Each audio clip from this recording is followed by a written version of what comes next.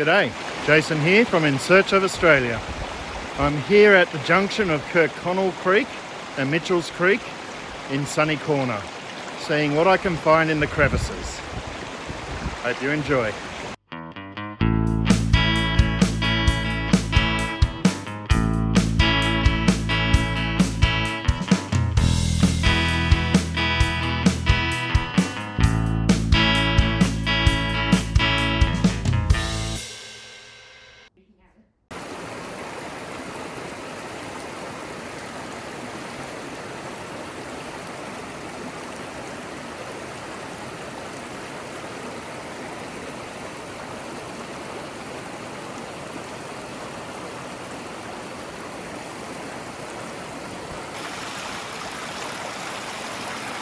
So on the bank of the creek are these bits of bedrock sticking out.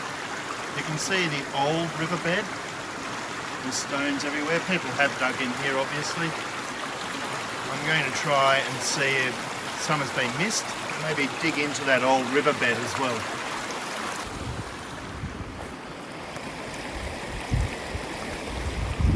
So I got nothing from here. I think I hit bedrock, but I'm just going to fill this in.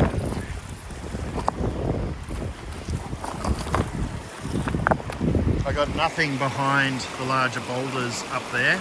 It's obviously just becomes too strong, the current.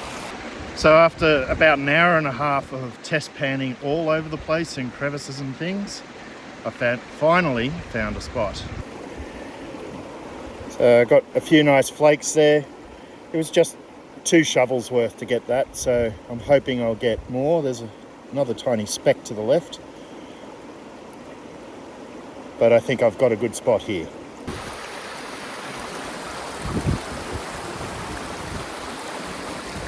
So I was watching how the river was, and you can see it's quite a lot of strong rapids here.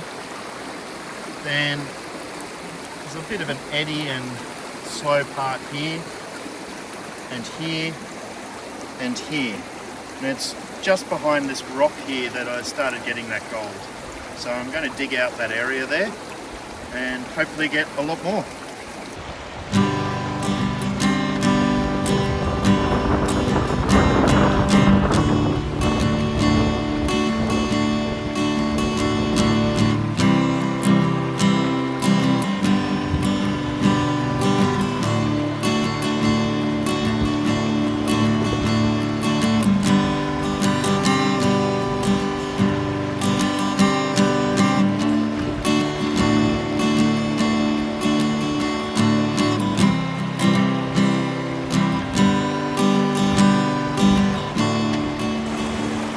So what I found at Mitchell's Creek is you want this light grey sandy clay, and then you seem to get the gold. Once you get to the grey silty stuff, don't bother.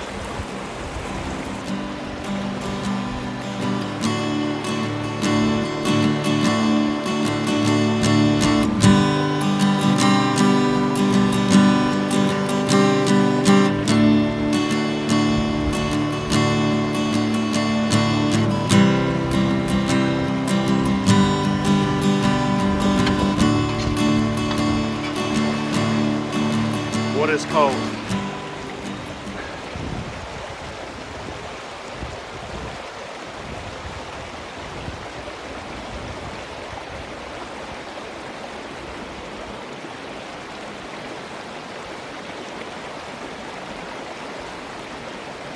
Wet hands and gloves don't work that well.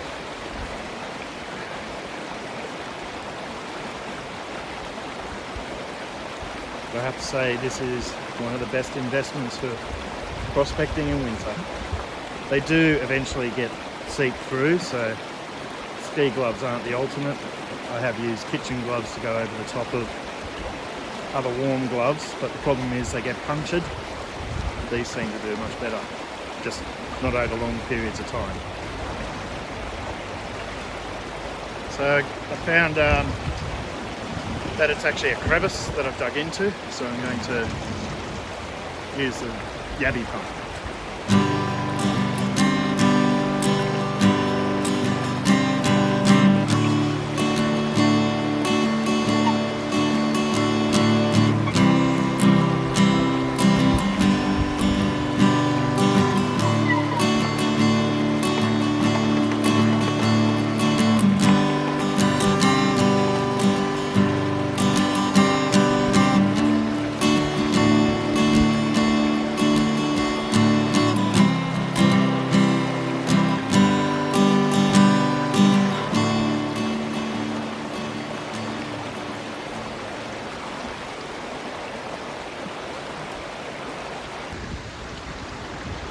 So I classify what's already gone through the grill into the 1/8" gem sieve.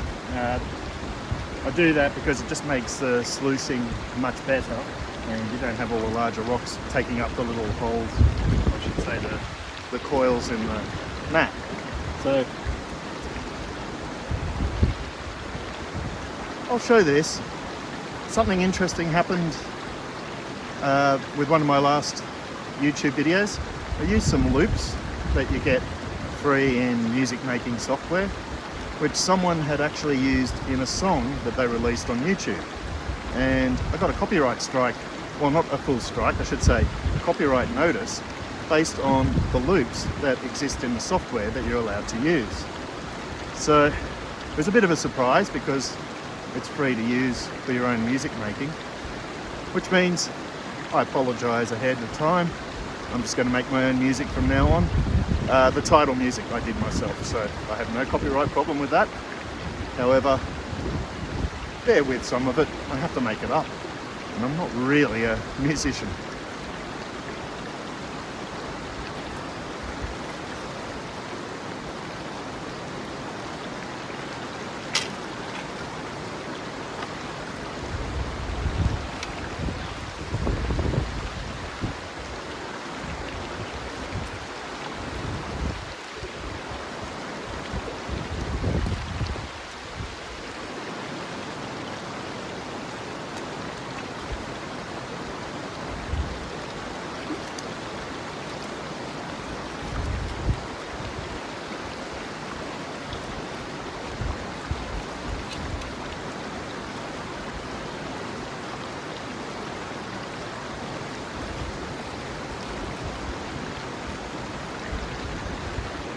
Yep.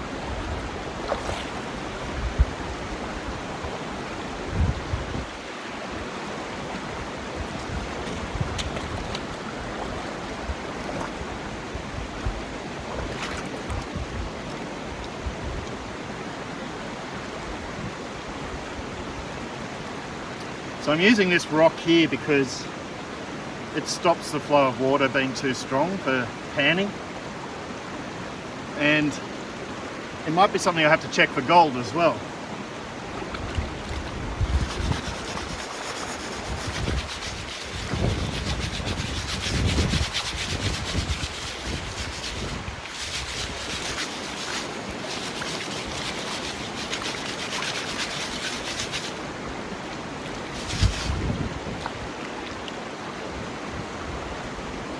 So you can sink the pan because the gold's really heavy. It's not going to flow out of there and the ripples will grab it. But at the moment it's sort of being sealed by the gem sieve anyway. Just going to give it a last little shake.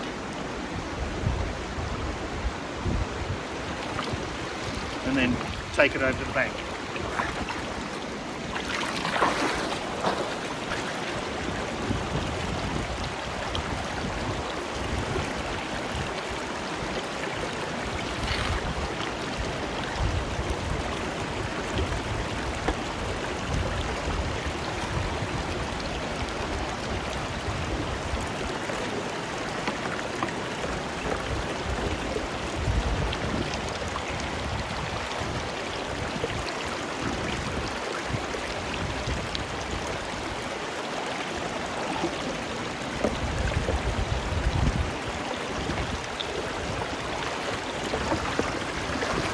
Feel like it's going a bit fast.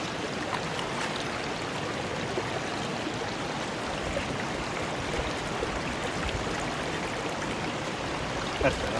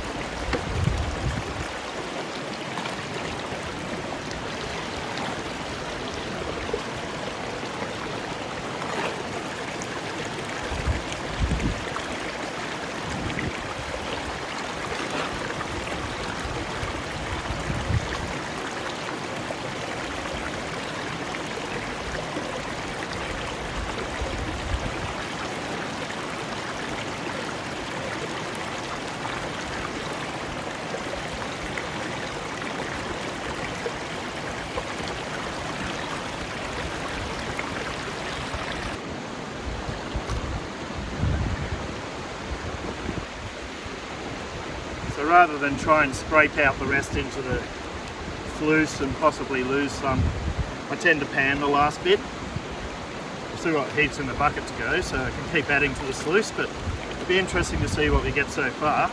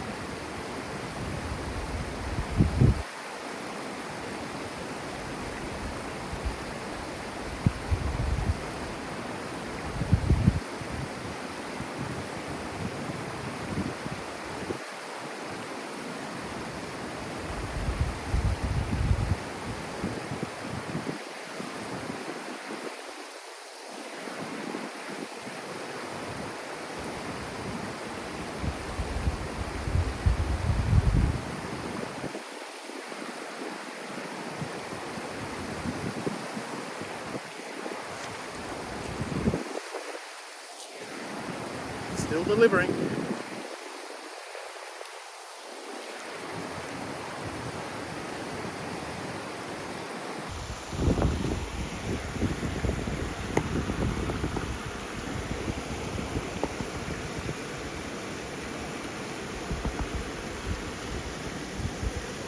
And there's the reveal from the sluice. A few nice specks there. This is not including what I got each pan, just finishing off as I emptied it. In my process, when I have classified the material from the bucket using the gem sieve into the pan, I'm feeding the sluice, but I don't feed the material in the bottom of the pan. I tend to just pan that. So the gold left there is probably a majority of what was actually classified. So I have to combine what's in the sluice and those 3 or 4 pannings that I did of the final bit of material transferring. So it'll be interesting to see what the combination ends up being, because that is what I got from that crevice.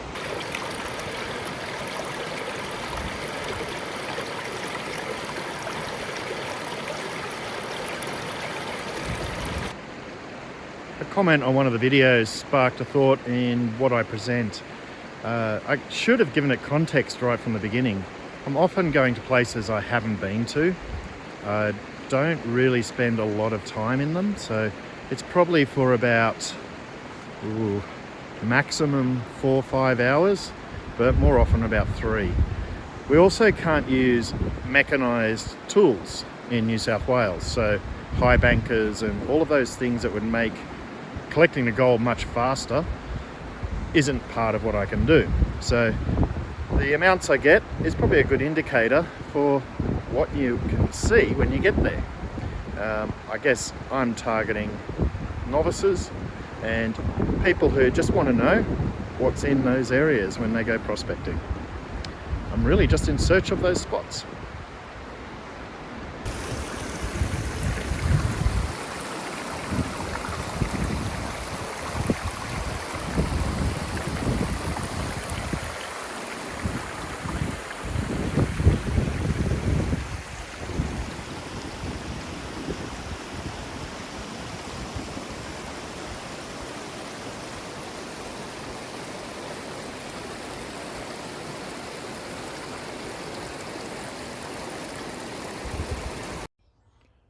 The final takings looks pretty. I don't think it was enough of an amount to weigh, so I'm just showing it magnified here so you can sort of see the nuggety shapes of the gold that you get at Sunny Corner. I imagine if I can find deeper crevices and bigger crevices, you'll get even more. Well, it looks like bad weather's blowing in. It's getting windier and I can see some rain clouds coming in over the hill there. So I'm going to call it a day, but I think it was pretty good for about 2 hours. No, it'd be 2.5 hours work. And yeah, it still delivers. You just got to find those spots that people haven't gone to.